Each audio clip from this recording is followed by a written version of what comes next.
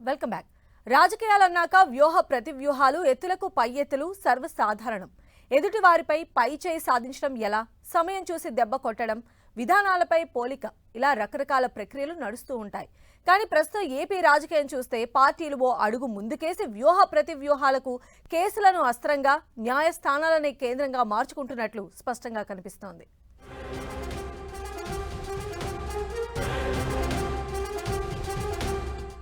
రాజకీయాల్లో అప్పటికి ఇప్పటికీ చాలా తేడా వచ్చిందని చాలా మంది చెబుతుంటారు. గతంలో రాజకీయాలు హుందాగా ఇచ్చిపుచ్చుకునే ధోరణిలో ఉండేవి. రాను రాను రాజకీయాల బరవడి మారిపోయింది. ఒకరిపై ఒకరు ఆధిపత్యం చలాయించే దిశలో గ్రామాల నుంచి పట్టణాల వరకు నేతల రాజకీయాల తీరు మారింది. అప్పట్లో రెండో కంటికి తెలియకుండా తెర వెనుక వ్యూహాలు రచించి ప్రత్యర్థిపై పైచేయి సాధించేవారు. కానీ రాను రాను రాజకీయాల్లో ఇలాంటి ధోరణులు ప్రత్యక్షంగా మారిపోయాయి. తాజాగా ఏపీలో నెలకొన్న రాజకీయ పరిస్థితులు చూస్తే ఇప్పటి వరకు రాజకీయం ఓ ఎత్తు, ఇప్పుడు మరో ఎత్తన్నట్లుగా వైఖరి కనిపిస్తోంది.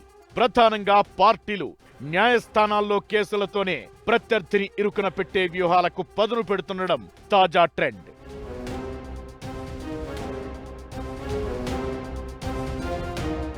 జనంలో ఫైట్ కంటే కేసులు, న్యాయస్థానాల్లో కొట్లాటకే పార్టీలు ప్రాధాన్యత ఇస్తున్నాయి.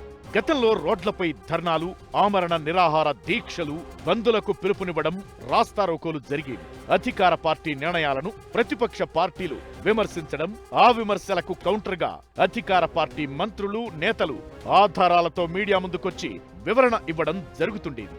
అలాగే సమస్యలపైనే జనంలో పార్టీల మధ్య కొట్లాట ఉండేది. ఈ ధోరణి క్రమక్రమంగా తగ్గుతోంది. అటు అధికార, ఇటు విపక్ష పార్టీలకు కోర్టుల్లో కేసులే ప్రధాన ఆయుధంగా మారుతున్నాయి.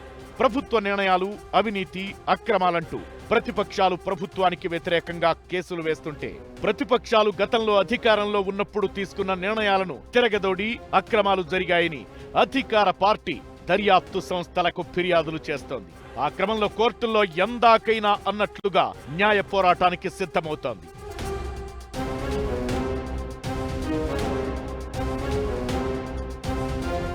ఏపీలో ప్రతిపక్ష నేత, టీడీపీ అధినేత చంద్రబాబును స్కిల్ డెవలప్మెంట్ కేసులో అరెస్టు చేయడంతో రాజకీయంగా కలకలం రేగింది.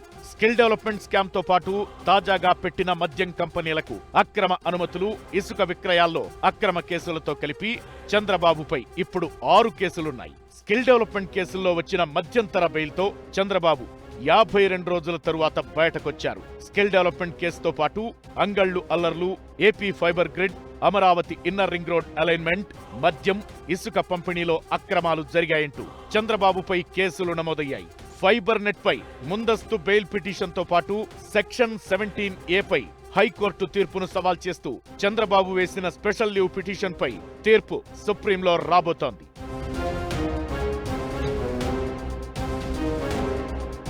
మరోవైపు టీడీపీ నేత అచ్చెన్నాయుడుతో పాటు అయ్యన్న పాత్రుడు, కొల్లు రవీంద్ర, దేవినేని ఉమాతో పాటు కొంతమంది టీడీపీ నేతలు కేసులు ఎదుర్కొన్నారు.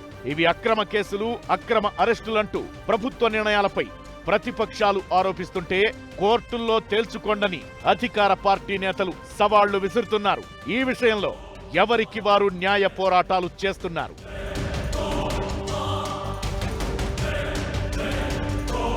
ఇక అధికార పార్టీపై కూడా ప్రతిపక్షాలు కేసులను ఆయుధంగా వాడుకుంటున్నాయి. ప్రభుత్వం తీసుకున్న నిర్ణయాలకు వ్యతిరేకంగా ఏపీలో టీడీపీ అటు సుప్రీంకోర్టు, ఇటు హైకోర్టుల్లో లెక్కలేనన్ని పిటిషన్లు వేసింది. అటు అమరావతి రాజధాని రైతుల అంశం నుంచి ఇళ్ల పట్టాల పంపిణీ, వాలంటీర్ల వ్యవస్థ, ఇరిగేషన్ ప్రాజెక్టులు, 3 రాజధానులు, భూ అక్రమాలు, విశాఖలో ఋషికొండపై నిర్మాణాలపై టీడీపీ, ఆ పార్టీ సానుభూతి పరులు కోర్టుల్లో కేసులు వేశారు. కొన్నింటిలో తీర్పులు కూడా వచ్చాయి.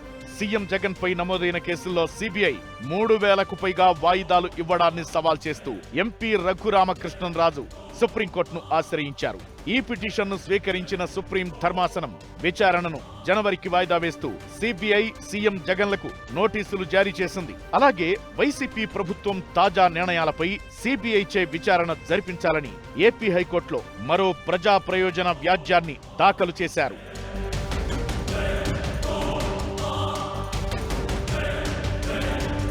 వాలంటీర్ల వ్యవస్థ ద్వారా మహిళల అక్రమ రవాణాకు పాల్పడుతున్నారంటూ జనసేన అధినేత పవన్ కళ్యాణ్ చేసిన వ్యాఖ్యలు వైసీపీ జనసేన మధ్య మాటల యుద్ధానికి దారితీశాయి. పవన్ కళ్యాణ్ వాలంటీర్ల వ్యవస్థను కించపరిచారంటూ హైకోర్టులో పిటిషన్ దాఖలైంది.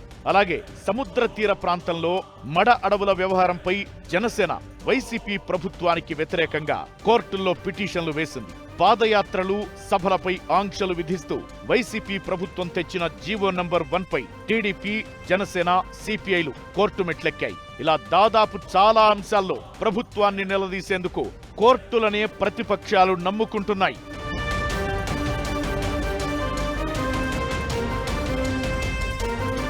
వైసీపీ అధికారంలోకొచ్చి దాదాపు 4.5 ఏళ్లవుతోంది. మరో 6 నెలల్లో ఎన్నికలు జరగబోతున్నాయి. ప్రభుత్వం వచ్చిన ప్రారంభంలో ప్రతిపక్షాలకు, అధికార పక్షానికి అడపాదడపా పిటిషన్ల యుద్ధం నడిచింది. కానీ గత 6 నెలలుగా ఏపీలో ప్రతి అంశము దాదాపు కోర్టు చుట్టే తిరుగుతోంది. దీంతో పార్టీల మధ్య ప్రచన్న యుద్ధం కూడా అదే స్థాయికి చేరుకుంది. ఇలా తగ్గేదేలే అంటూ ఒకరినొకరు నిలువరించడానికి, ఒకరిపై ఒకరు పై చేయి సాధించడానికి కేసులు, కోర్టులను రాజకీయ పక్షాలు నమ్ముకుంటున్నాయి. కేసులపై అటు ప్రభుత్వం, ఇటు విపక్షాలు ఉద్దండులైన న్యాయవాదులను రంగంలో దించుతుండటంతో అటు కోర్టుల్లో వాదనలతో పాటు బయట రాజకీయంగా కూడా ఇదే అంశాలపై పార్టీల మధ్య ప్రజల్లో చర్చ జరుగుతోంది. కోర్టుల్లో వచ్చే తీర్పులకు అనుగుణంగా మాది పై చేయి అంటే మాది పై చేయి అంటూ ఇరుపక్షాలకు చెందిన నేతలు, కార్యకర్తలు వాటిపైనే దృష్టి కేంద్రీకరించడం చూస్తున్నాం. ఈ తరహా ధోరణి మరి పార్టీలకు ప్లస్సా మైనస్సా తెలియాలంటే మరో 6 నెలలు ఆగాల్సిందే.